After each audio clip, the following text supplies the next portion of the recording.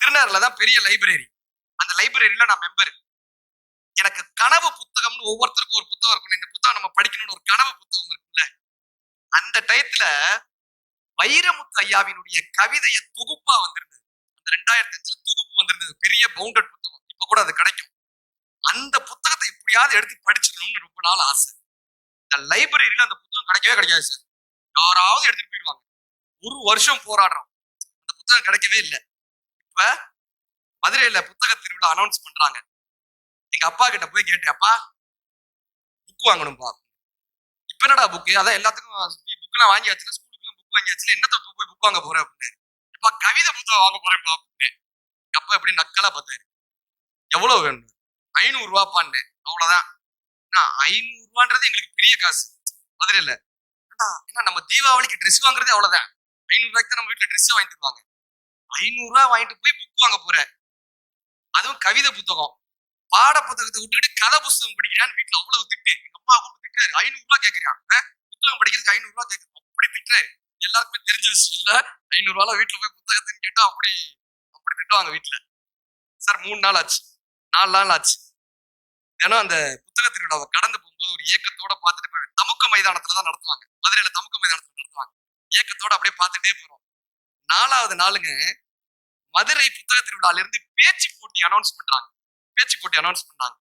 முதல் பரிசா 5000 ரூபாய்க்கு புத்தகம்னு அனௌன்ஸ் பண்றாங்க. இப்ப நம்ம இந்த குழாயில தண்ணி வரலன்னு என்ன சார் பண்ணுவோம்? பைப் அடிப்போம். அந்த குழாயில தண்ணி வரலன்னு என்ன பண்ணுவோம்? சுத்தி முத்தி எங்க இருந்தாவது சின்ன சின்ன கப்புல தண்ணி பிடிச்சு குழாயில ஊத்தி தண்ணி அடிப்போமா? நிறைய தண்ணி வந்துருமா? இதே டெக்னிக் தான். கிடைக்கிற எல்லா புத்தகத்தையும், நூலகத்துல இருக்கக்கூடிய அத்தனை புத்தகத்தையும் எடுத்து சின்ன சின்ன விஷயங்களா திரட்டி அந்த புத்தக திருவிழாவுடைய பேச்சு போட்டியில போய் பங்கேற்கிறோம். கிட்டத்தட்ட 7 ரவுண்ட் நடந்தது அந்த பேச்சு போட்டியில. 350 பேர் பங்கேற்றாங்க. அந்த 350 பேர் பங்கேற்றதுல மதுரையினுடைய முதல் மாணவனாக பேச்சு போட்டியில 2005 புத்தக திருவிழா தாங்க முதல் மாணவனா பரிசு பெற்றேன். இப்ப இந்த 5000 ரூபாய்க்கான புத்தகம் வாங்கிக்கலான்னு ஒரு கூப்பன் கொடுத்தாங்க. இந்த குழாயில தண்ணி அடிச்சு முடிச்சதுக்கு அப்புறமும் கொஞ்சம் தண்ணி கீழே சொட்டும்ல கடைசியா, அந்த மாதிரி புத்தக திருவிழால 10% டிஸ்கவுண்ட். 5000 ரூபாய்க்கு நீங்க புக் வாங்கினீங்கன்னா 500 ரூபாய் 10% டிஸ்கவுண்ட்ல 5500 ரூபாய்க்கு புத்தகம் வாங்கிக்கலாம். இப்ப எங்க அப்பாட்ட எவ்வளவு கேட்டேன்? 500 ரூபாய் கேட்டேன். அந்த திட்டினாரு. இப்ப 5500 ரூபாய் கையில இருக்கு. நான் போய் கெத்தா எங்க அப்பாட்ட காட்டணும் அப்படின்ட்டு எடுத்துட்டு போறேன். நைட்டு வேலை முடிச்சுட்டு வந்தாங்க. சாப்பிட்டுட்டு அப்படியே இதா இருக்கும்போது நான் போய் 5500 ரூபாய் அப்படி காட்டணும்ன்ற ஒரு இது இருக்குல்ல, ஈகோ இருக்கும்ல, அப்படி காட்டணும்ன்றதுக்காக எடுத்து ரெடியா வச்சிருக்கேன். எங்க அப்பால எங்க அம்மாவை கூப்பிட்டு சொன்னாரு, அவன் ஏதோ புத்தகம் வாங்கணும்னா 500 ரூபாய் கேட்டான். இந்த 500 ரூபாய் டேபிள்ல வச்சிருக்கேன், எடுத்துக்க சொல்லு. நான் கவிதை புத்தகம் படிக்கணும்னால இந்த 500 ரூபாய் இந்த டேபிள்ல வச்சிருக்கேன், எடுத்துக்க சொல்லுங்க. என் 5500 ரூபாய் அங்க தோத்து போயிடுச்சு சார். என்னோட 5500 ரூபாய் அங்க தோத்து போயிடுச்சு. நான் எடுத்துட்டு போய் அந்த கூப்பனை கொண்டு போய் அங்க வைக்கிறேன். என்னது இது? அந்த மாதிரி பேச்சு போட்டி வச்சாங்கப்பா, 5000 ரூபாய் ஜெயிச்சிட்டேன்ப்பா. நான் தான்ப்பா ஃபர்ஸ்ட் பிரைஸ். பேச்சு போட்டியில நான் தான்ப்பா மதுரை மாவட்டத்துல ஃபர்ஸ்ட் பிரைஸ். அப்படியா? நீதான் ஃபர்ஸ்ட் பிரைஸா? ஆமாப்பா, நான் தான்ப்பா ஃபர்ஸ்ட் பிரைஸ். என்ன பேசுன? கண்ணதாசன் ஐயாவினுடைய கவிதைகளை பத்தி பேசுனேன்ப்பா. கவிதை உனக்கு அவ்வளவு பிடிக்குமா? ஆமாப்பா. இது 5500 ரூபாய் இருக்குப்பா, இதுல நான் வாங்கிக்கிறேன். எங்க அப்பா இல்ல சார், அந்த 500 ரூபாயும் சேர்த்து கொடுத்துட்டு 6000 ரூபாய்க்கு புத்தகம் வாங்கிடும் போடா. 6000 ரூபாய்க்கு வாங்கிக்கிறாரு. படிக்க தவறிய புத்தகம் அப்பா என்பதை அந்த தருணம் எனக்கு கற்றுக் கொடுத்தது. இந்த புத்தகத்தை நம்ம இத்தனை நாள் படிக்காம விட்டோமேப்பா, இந்த புத்தகத்தை நம்ம இத்தனை நாள் புரிஞ்சுக்காம விட்டோமேப்பா. 2 நாள் ஆச்சு. அவர் கேட்டாரு, எப்ப போற அப்படின்னு. நாளைக்கு நாளை பின்ன போவேன்பா. நாளைக்கு நாளை கழிச்சு நீ போறப்ப சொல்லு, நானும் வர்றேன் அப்படின்னு. நானும் வர்றேன்னு. சார் 17 வருஷமா எங்க அப்பாவோட நான் எங்கேயுமே போனதில்லை சார். முதலாக அப்பாவின் கையை பிடித்து நான் பார்த்த திருவிழா மதுரையினுடைய புத்தக திருவிழா. அப்பா ஒவ்வொரு இடமா கூட்டு போய் காமிச்சாரு ஸ்டால. இவருக்கு இத்தனை புத்தகம் தெரியுமான்னு எனக்கு அவ்வளவு ஆச்சரியமா இருந்தது. இன்னைக்கு எங்க அப்பா டயாலிசிஸ் பேஷண்ட். படுக்கையை விட்டு எந்திரிச்சு முடியாது. 20 வருஷம் ஆயிடுச்சு. படுக்கையை விட்டு எந்திரிக்க முடியாது. அவங்க பெட்ல மாத்திரைகள் இருக்கோ இல்லையாங்க, சுத்தி சரித்திர நாவல்களா வச்சிருப்பாரு. சாண்டிலியனுடைய சரித்திர நாவல்கள், இந்த நாவல் அந்த நாவல். இந்த டயாலிசிஸ் பேஷண்டா இருக்கிறவங்களுக்கு தெரியும், அந்த வீட்டுல இருக்கிறவங்களுக்கு தெரியும். அடிக்கடி ஐசியூக்கு போவாங்க, அடிக்கடி மூச்சு முட்டும், அடிக்கடி ஐசியூ வந்து நார்மல் வார்டு மாதிரிதான் ஐசியூன்றது.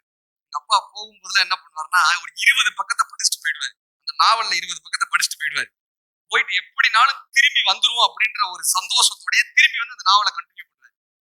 ராட்சசனினுடைய உயிர் வண்டில் இருப்பது போல எங்க அப்பாவினுடைய உயிர் புத்தகத்தில் இருக்கிறதுன்றத இந்த தருணம் எனக்கு கத்துக்கிச்சு. இது ஒரு பக்கம். நமக்கு இந்த வைரமுத்து ஐயாவினுடைய புத்தகம் கிடைச்சிருச்சா, மதுரை புத்தகத்துல போய் வாங்கியாச்சா, இந்த புத்தகத்தை தொடக்கூடிய அந்த தருணம் இருக்கும்ல, எத்தனை பேர் காதலிச்சு கல்யாணம் பண்ணிருக்கீங்க? லவ் மேரேஜ் ஒரு வாட்டி பெரிய கைதட்டு. லவ் மேரேஜ் யாருமே இல்லையா? யாருமே இல்லையா சார்? கைதட்டு சார், அவர் கைதட்டுங்க. சூப்பர், ஒத்துக்கிட்டாரு. இந்த காதலிச்சு திருமணம்னா சாதாரண காதல் கிடையாது சார். அந்த பொண்ணை தூரத்துல இருந்து பார்த்துட்டே இருக்கணும். முதல் நாள் பார்க்கணும், 2வது நாள் பார்க்கணும், 3வது நாள் பார்க்கணும். இவதாண்டா நமக்கான காதலின்னு நம்ம புரிஞ்சுக்கணும். இவ்வளவுதான் நம்ம கல்யாணம் பண்ணிக்கணும். ஒரு 4 நாள் அந்த பொண்ணை தொடர்ந்து பார்த்ததுக்கு அப்புறம் 5வது நாள் அந்த பொண்ணை நம்மள பார்க்க வைக்கணும். 5வது நாள் இந்த பையன் நம்மள பாக்குறான்டான்னு அந்த பொண்ணுக்கு தெரிய வைக்கணும்.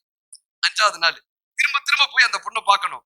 அந்த பொண்ணை நம்மள பார்க்க வைக்கணும். அப்புறம் ஒரு நல்ல நாளா பார்த்து ஒரு கிரீட்டிங் கார்டையோ காதல் கடிதத்தையோ கொண்டு போய் அந்த பொண்ணுகிட்ட கொடுக்கணும். அதை கிழிச்சு காருக்கு போய் தூக்கி எறியும் நம்ம தலைமையிலேயே. இருந்தாலும் பரவாயில்லன்னு திரும்ப அந்த காதலை சொல்லி, நம்ம காதலினுடைய நம்பிக்கையெல்லாம் சொல்லி, அந்த பொண்ணுக்கு நம்மளையும் பிடிச்சு, நமக்கும் அந்த பொண்ணை பிடிச்சு ஒரு 2-3 வருஷம் சண்டை இல்லாம காதலிச்சு, நம்ம காதலிச்சு கல்யாணம் பண்ணிக்கலாம்டான்னு முடிவெடுக்கும் போது அந்த பெற்றோர்கள்ட்ட போய் சொன்னா 2 பேர் வீட்லயும் அந்த பெற்றோர்கள் எதிர்ப்பாங்க. 2 பேர் வீட்லயும் பெற்றோர்கள் எதிர்ப்பாங்க. 2 பேருடைய பெற்றோர்களையும் சமாளிச்சு காத்திருந்து காதலிச்சு அந்த காதலித்த மனைவியினுடைய கையை பிடிக்கக்கூடிய அந்த முதல் நாள் இருக்குள்ள திருமணம் முடிச்சு இவ்வளவு போராட்டத்துக்கு பிறகு அந்த பெண்ணை காதலித்து அந்த பெண்ணினுடைய கரங்களை பிடிக்கக்கூடிய அந்த முதல் நாளில் ஒரு மணமகனுக்கு அந்த காதலனுக்கு எத்தனை சந்தோஷம் இருக்குமோ அத்தனை சந்தோஷம் அந்த வைரமுத்து ஐயாவினுடைய அந்த கவிதை தொகுப்பை பெற்று அந்த முதல் நாள்ல எனக்கு ஏற்படுச்சு. எடுத்துட்டு போய் அந்த புத்தகத்தை எடுத்துட்டு போய் அப்படி வச்சப்ப ஒரு காதலியினுடைய கரங்களை பிடிக்கக்கூடிய அந்த மகிழ்ச்சி. சாரு நைட்டு புத்தகத்தை திறக்கிறோம். அந்த புத்தகத்தினுடைய அந்த கவிதை புத்தகத்தினுடைய ஆசையோட திறக்கிறாங்க. முதல்ல அணிந்துரை, கலைஞர் ஐயாவினுடைய அணிந்துரை, இதெல்லாம் அப்படியே திருப்பிட்டே வர்றோம். முதல் கவிதை இன்னைக்கு ஞாபகம் இருக்கு, 17 வயசுல படிச்சு முதல் கவிதை வைகறை மேகங்களினுடைய முதல் கவிதை. நீங்க படிச்சிருக்கலாம். ஒளிப்பூக்கள்னு ஒரு கவிதை. நட்சத்திரத்தை பத்தி எழுதியிருப்பாரு. என்னங்க டிங்கிள் டிங்கிள் லிட்டில் ஸ்டார், டிங்கிள் டிங்கிள் லிட்டில் ஸ்டார் நமக்கு தெரியல. ஸ்டாரை பத்தி சொன்னால டிங்கிள் டிங்கிள். ஒளிப்பூக்கள்னு வைரமுத்தையா எழுதியிருப்பாருங்க நட்சத்திரத்தை பத்தி. பூந்துகில் உடுத்த புதுமதி அழகி நீந்திய தெரியும் நீலப்பட்டில் வைத்து பின்னி வண்ணம் தொடுத்து தைத்து தொடுத்த தங்கச்சிமிழ்கள் சட்டை தெரித்து சரசரமாக உற்று பார்க்கும் ஒளியின் பூக்கள் சித்திர பூக்கள் செம்பலாயிக்கள் நித்தில வீதியில் நிலவு கண்ணி அறுத்து எறிந்த ஆரப்பரல்கள் விரும்பி சிரித்து தேன்விழி அசைத்து விரும்பி அழைக்கும் வேசியர் கூட்டம் கட்டிலின் மீது காதலின்